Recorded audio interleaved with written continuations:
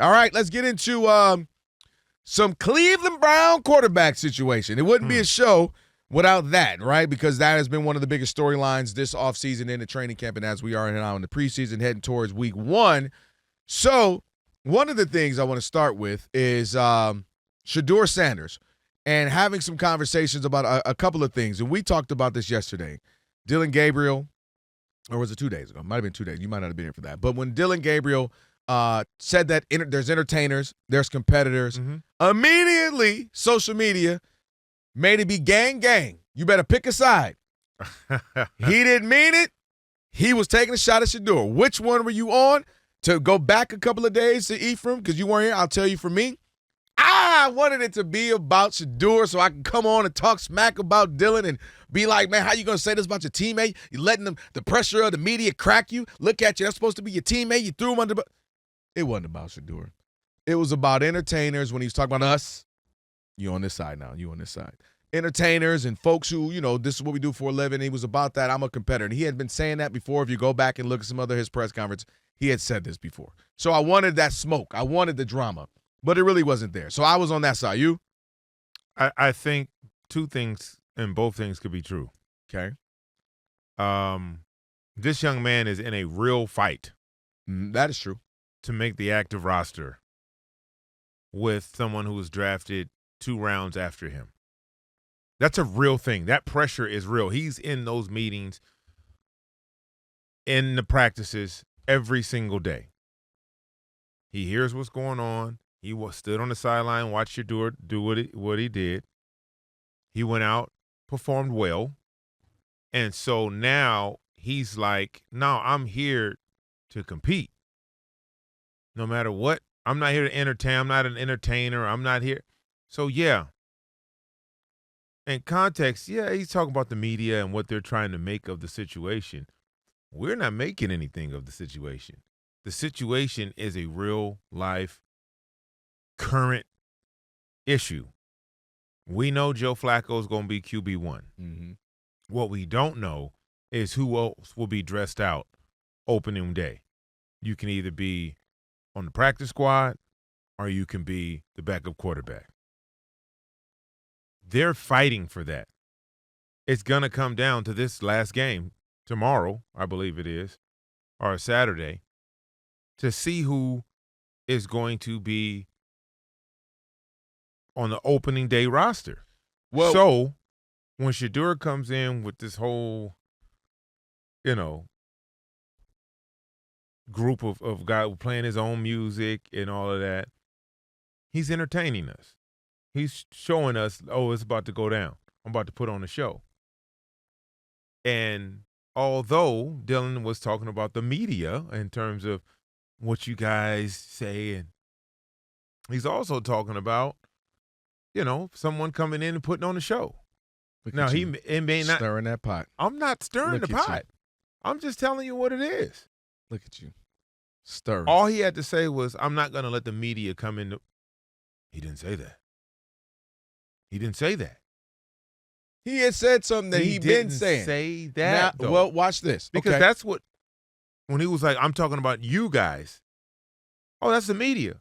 So he could have been like, look, I'm just here to work. I'm doing my thing. I'm not going to let the media make something out of nothing. So, you know what you sound like? What? You sound like Shadour. Here's what Shadour had to say about that. Honestly, I don't even think about nothing. I don't think about anything. If it's not words or anything, at this point, it can't do anything to me.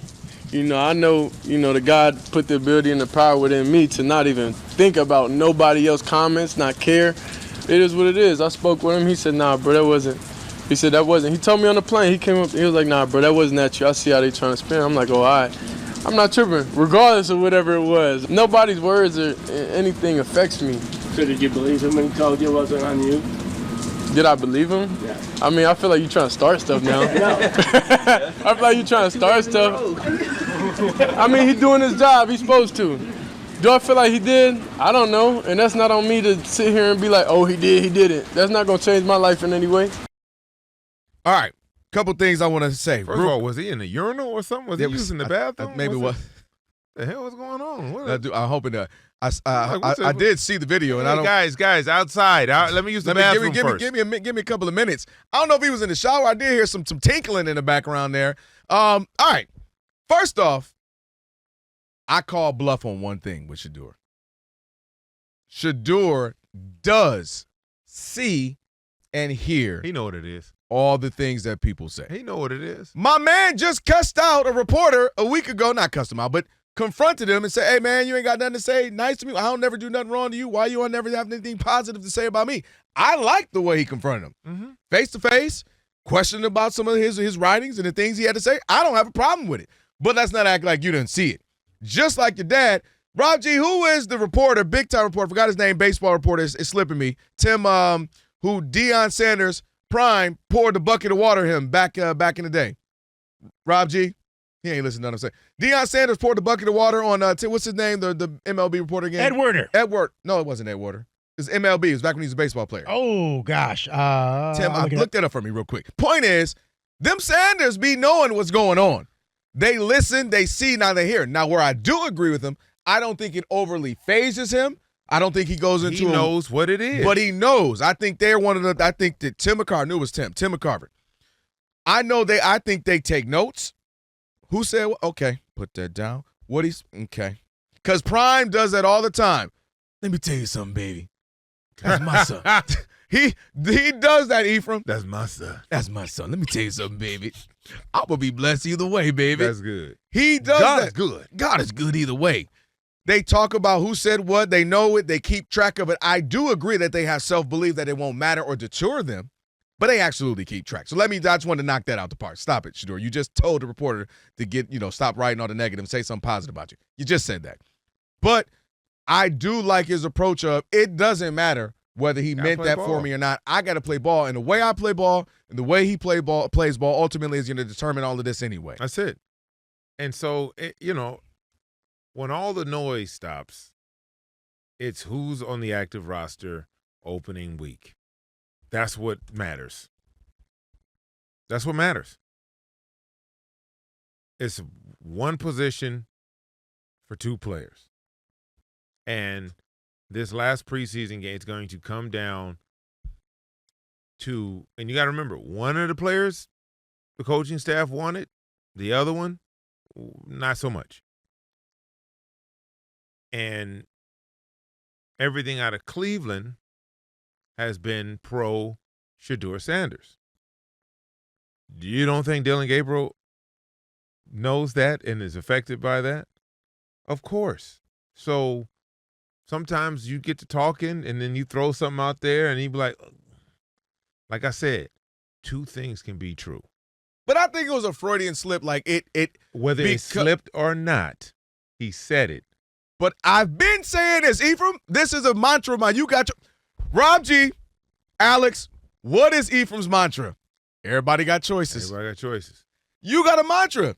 So if all of a sudden they hit you with something that blah, blah, blah, blah, Ephraim, you say, everybody got choice. We know that you've been saying that. But it could be perceived a certain way if I asked you a certain question. But that's actually something you go to. This is something that Dillon Gabriel go to. He said this. He has said another this. time? He has. Other time. It's not a mantra. This is something he says.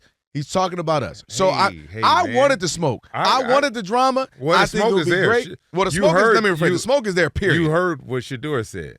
I don't know if he meant it or not. It don't matter. That part right there is where it's going to – Dillon Gabriel heard that because it was a chance for Shadour to go, man, what you mean? I believe him. He looked me in my eye. If the man told me that, I believe him.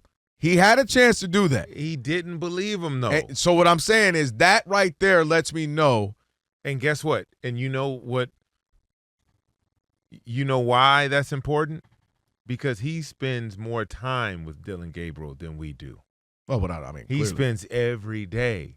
So there could be micro things happening that ties all this together that we have no idea what about that.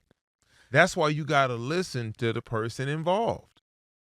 Right? Like we're trying to decipher what he meant and how it happened. And no, I'm going to listen to the dude who spends more time with him than I do. But see, he's in every meeting. So what you're doing is he's had every critique. Now what you're doing is you're taking the one dude, not the other dude. No. Because Dillon Gabriel is the dude in this case who said it. He said, no, that's not what I meant like that. But it doesn't matter because the tension is already there because they're both in the same draft class. They're both competing for one position. That's why you don't draft quarterbacks in the same draft. Well, you don't do it. Washington did it, and it caused. Well, they not only drafted, they brought back one, then they went and traded for another one, and then they got another one trying to get his career back on track. They don't know what they're doing, which leads to the decision to put Shedeur Sanders at QB3. And how does he feel about that? We'll tell you on the other side. It is The Odd Couple. Ephraim's in for Rob. Kelvin Washington on the TV theme song Thursday. Stay with your boys. All right, so now we know there's some Shadour. Speaking on being QB3 now with the Browns, here's what he had to say. Honestly, bro, I really don't look into that. I don't care. Whenever it's time for me to get out there and play, I'm going to play. Whenever it's time for the lights to come on, I'm going to do my thing. I'm not concerned about when it is. I'm not concerned about how many reps I'm getting at this point. It is what it is, because I know when the lights come on, when everything go on, when the pressure's on, you know who I am. And I'm always be that way. I love that approach. Listen, love it. You and I we've talked a bit about it just when you've called on with me and Rob or just a couple of times, but I'm team Shadour. Give him the keys. Let's just roll. Let's just get this thing started. I understand Joe Flacco. I get it. It's safe. He's a veteran. He knows the room. He was once with the team a couple of seasons ago. I totally get that. But when it comes to the other quarterbacks, I would have preferred you just say we're rolling with Shadour and then, we give him the keys to the kingdom. But fine if he is the second quarterback. Because to me, the Browns need to do the opposite of whatever the Browns think they're going to do. Because to have had 40 quarterbacks since like 99, to never really get it right. You had it with Baker, then you let him go. Now he's balling out in Tampa Bay. You had Joe even came back, got to the postseason, he let him go. Gave all the money to Deshaun Watson. That didn't work out from a PR, from him playing, and now injuries. So the minute they go, you know what we need to make? Nope. Do the opposite. That's going to be a better decision than what we normally do. If they flip a coin and lands on head and head was supposed to be this option, go with tails. And I'm going with Shadour because he has a bunch of starts in college football. The little bit that we've seen, he's looked solid. And he obviously is one of those people who is not going to necessarily fold. Does that mean he's not going to have bad games? Absolutely not. He's going to have bad games. He's a rookie in the NFL, and the speed is crazy in the NFL. I love that my fan base would already be excited. We already seen Rob G. We talked about the TV ratings were crazy for him, and it started the preseason game. Number 2 jersey in the NFL. I'm just riding the momentum. I'm going to just be all in, and I'm going to just ride this thing out and go. Knowing that, hey, if it ain't working out for a while, I've got the 3rd-round pick in Dillon Gabriel sitting right there. I'm not interested in Kenny Pickett. I'm not really interested in Joe Flacco because I know what that is, and he's 40, and I know he's not my future. So I just think Shadour is going to be growing pains. Absolutely. He's going to have bad mistakes. That's just part of it for anybody. We often go to who you think is the greatest of all time in Peyton Manning. We know his first year through all the interceptions looked bad. Well, I wanted to clarify that yesterday. I think Tom Brady is the greatest quarterback to play based on his success. Okay. What I said for me is we didn't fear Tom Brady. We feared Peyton Manning. So, and for if I was starting the team, I would take Peyton Manning. But I believe Tom Brady is the greatest quarterback to ever play. To do what he's been able to do is virtually impossible. So I have to give and not have the level of receivers. But if I'm starting the team and those are my 2 top picks, I'm taking Peyton Manning. Part of that, too. Well, Peyton never had to do it barren. He always had somebody. But I think Peyton kind of has that thing to me where he was an offensive coordinator. Yes, and he was going to do that. If you threw him on the 06 Lions, he was an offensive coordinator. He was going to do something. You didn't even have to call a play. That's how much he knew what was going on. He knew your whole defensive scheme and what you wanted. He knew all of that. And he had that information at the line of scrimmage. That's why the game looks – everybody got a dummy count now. It used to be like blue 80, sit hut, and you go. Nobody does that anymore, right? Because you're going to see some things, right? Change this, change that. He ushered that in like that. No, it becomes the standard. It was so fun to watch him play, man. He just revolutionized that position. But that's where I am when it comes back to the Browns. So I'm Shadour. And I get you. Like you would say, well, I don't know what Flacco's doing, Joe Flacco's doing in there. Just give it to Shadour. First of all, Shadour got to earn it. You got to take it. No, that's true. Secondly, what you don't want with any rookie quarterback is to run into a gauntlet. You're trying to let them have early success as much as you can as an organization, because what you don't want him to do is run into a buzzsaw, because everything a rookie quarterback does, it's information. It's going into his processor, right? If you start out horrible, it's hard to get back through that, right? And especially if you have another young quarterback that you drafted in it, you're looking over your shoulder. So if you start the season against the Bengals and you got to go and win a real shootout,